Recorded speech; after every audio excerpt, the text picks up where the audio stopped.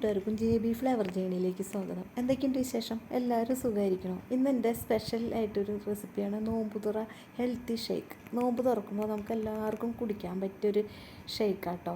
വിശപ്പും ദാഹമൊക്കെ മാറും. അപ്പോൾ നമുക്ക് നോമ്പ് തുറക്കാത്തവർക്കും കുടിക്കാം കേട്ടോ.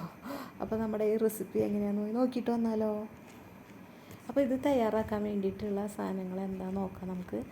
ഇതിപ്പോൾ നമുക്ക് നല്ല കുറച്ച് ലൂസായിട്ടാണ് നമ്മളിത് തയ്യാറാക്കണം കേട്ടോ, ഒരുപാട് കട്ടിയല്ല കേട്ടോ. അപ്പോൾ ഇതിന് വേണ്ട ഇൻഗ്രീഡിയൻസൊക്കെ എന്താണെന്ന് നോക്കിയിട്ട് വരാം. പിന്നെ നമുക്ക് ദാഹം മാറും, വിശപ്പും മാറും, അതാണ്.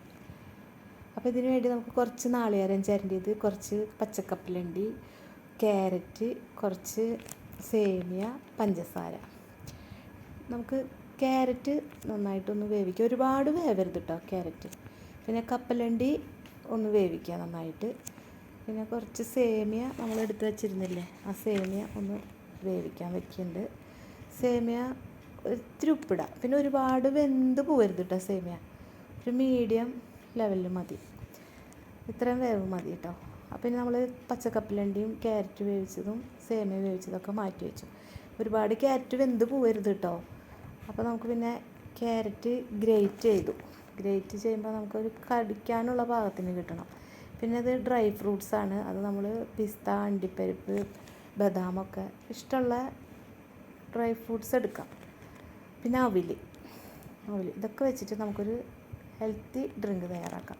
അപ്പോൾ ഇതിന് നമുക്ക് നാളികേരമാണ് ഇതിൽ താരം. നാളികേരപ്പാൽ വെച്ചിട്ടാണ് നമ്മൾ ഷേക്ക് ഉണ്ടാക്കണേ. പശുവും പാലല്ല കേട്ടോ, നാളികേരപ്പാൽ കൊണ്ടാണ്. അപ്പോൾ നല്ല കട്ടിക്കുള്ള പാലെടുക്കാം. നാളികേരപ്പാലാണ് നല്ല പ്രത്യേക രുചിയായിരിക്കും. അപ്പോൾ നമ്മൾ ഈ കപ്പലണ്ടി മിക്സിയിലിട്ട് നന്നായിട്ട് പഞ്ചസാരയും കൂട്ടിയിട്ട് വെള്ളത്തിന് പകരം നമുക്ക് നാളികേരപ്പാൽ ഒഴിച്ച് അരയ്ക്കാം കേട്ടോ.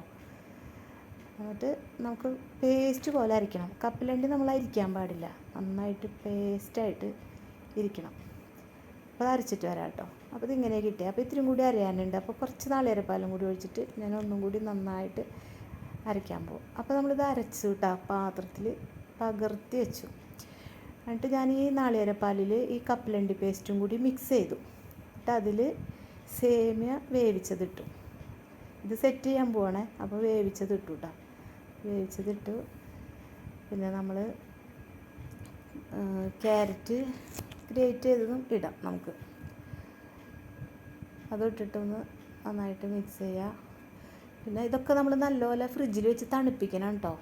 പിന്നെ ഡ്രൈ ഫ്രൂട്ട്സൊക്കെ ഇട്ടു, അതിൻ്റെ ബദാമും അണ്ടിപ്പരിപ്പൊക്കെ. അപ്പോൾ അതെല്ലാം മിക്സ് ചെയ്തു. പക്ഷേ അവിൽ നമ്മളതിലിടരുത് കേട്ടോ, അവിൽ ഇട്ട് കുതരാൻ പാടില്ല. നമ്മൾ തണുക്കാൻ വെക്കണതിലേക്ക് അവിലിടേ ചെയ്യരുത്. നമ്മൾ വിളമ്പുമ്പോൾ ഗ്ലാസ്സിൽ ഒഴിച്ച് കുടിക്കുമ്പോൾ മാത്രം അവിൽ ആദ്യം ഇടുക. അതിന് ശേഷം നമ്മുടെ ഈ ഷേക്ക് ഒഴിക്കുക. അതിന് ശേഷം കുറച്ച് മുകളിൽ അവിലും കൂടി ഇടാം. അവിൽ നല്ല വിശപ്പൊക്കെ മാറാൻ നല്ല സാധനം. പിന്നെ ഞാൻ ഇത്തിരി തേൻ ഒഴിച്ചു കിട്ടാം. നിങ്ങൾക്ക് തേൻ ഉണ്ടെങ്കിൽ ഒഴിക്കാം, ഞാനൊന്നും ഒഴിച്ചു. പക്ഷെ നല്ല ടേസ്റ്റാണ് ആ തേൻ ഒഴിക്കുമ്പോൾ. അപ്പോൾ നിങ്ങൾക്ക് എൻ്റെ ഹെൽത്തി റെസിപ്പി ഇഷ്ടമായോ? അപ്പോൾ